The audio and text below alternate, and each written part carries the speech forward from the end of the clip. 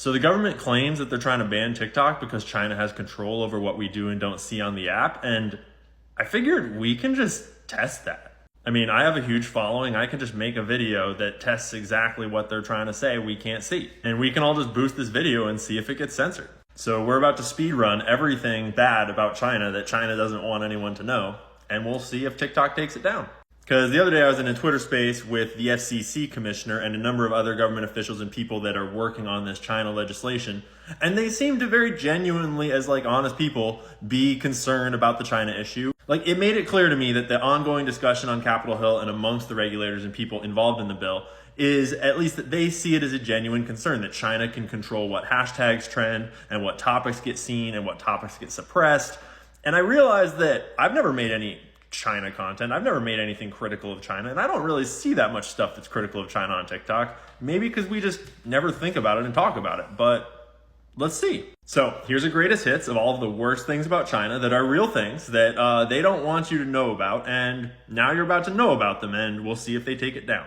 Let's start with the Uyghurs, the Muslims that live in the northwestern side of China. China's been essentially doing a G word to this Uyghur Muslim population for like 10 years or more now. They've created hundreds of re-education camps where they've detained more than 1 million Muslims since 2017. Even outside of the camps, Uyghurs are subjected to intense surveillance, forced labor, and involuntary sterilization, among other rights abuses. Ex-detainees said that they were tortured, subjected to sleep deprivation, and women have shared stories of that and that.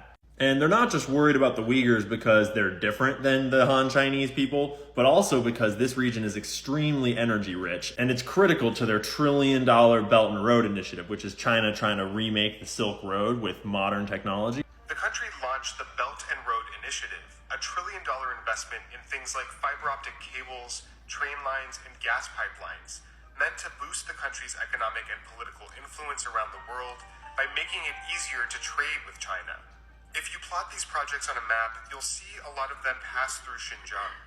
We had to sing songs hailing the Communist Party. We had to repeat in Chinese, "Long live Xi Jinping." There have been reports of death, of torture. 3 guards surrounded me and abused me. Each time I was electrocuted, my whole body would shake. So yeah, that's number one. Number two is anyone in China that speaks out just mysteriously disappears. There's the famous case of the Wimbledon tennis player. I think her name is pronounced Peng Shui. She accused one of China's top Communist Party officials of sexual assault. And then all of her posts on the internet were deleted and she just disappeared for a while. There's the famous case of China's most successful entrepreneur who criticized something about their policies and just disappeared. And then perhaps the most famous political appearance of Premier Zhao Ziyang, which happened right as the Tiananmen Square situation kicked off. This is the thing they like to talk about the least. So obviously we're going to talk about it.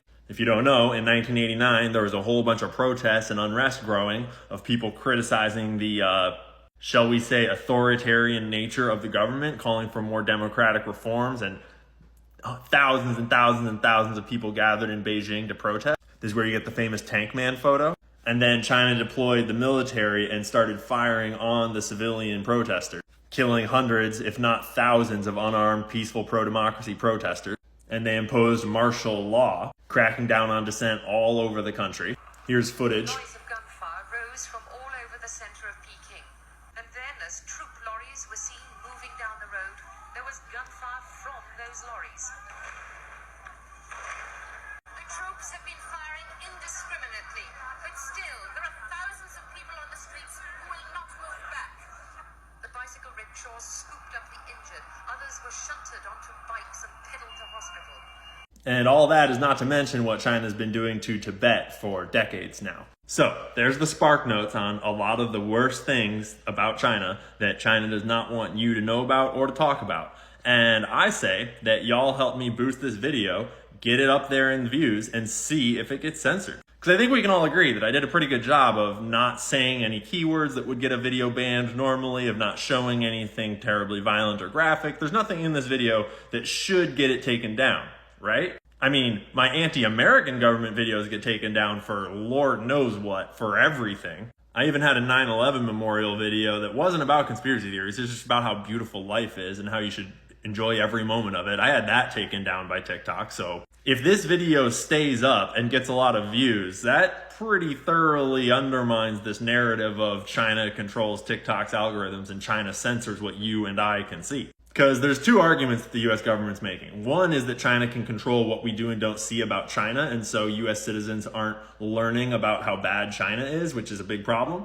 And the other criticism is that China is mining all the data from TikTok and getting valuable data resources on American citizens. And we all know that all of the tech apps have data sharing policies, and that any app that has business in China has data sharing policies, and they have hacks into all the apps and into our power grid and everything else. So we know that they can get our data whether they divest from TikTok or not.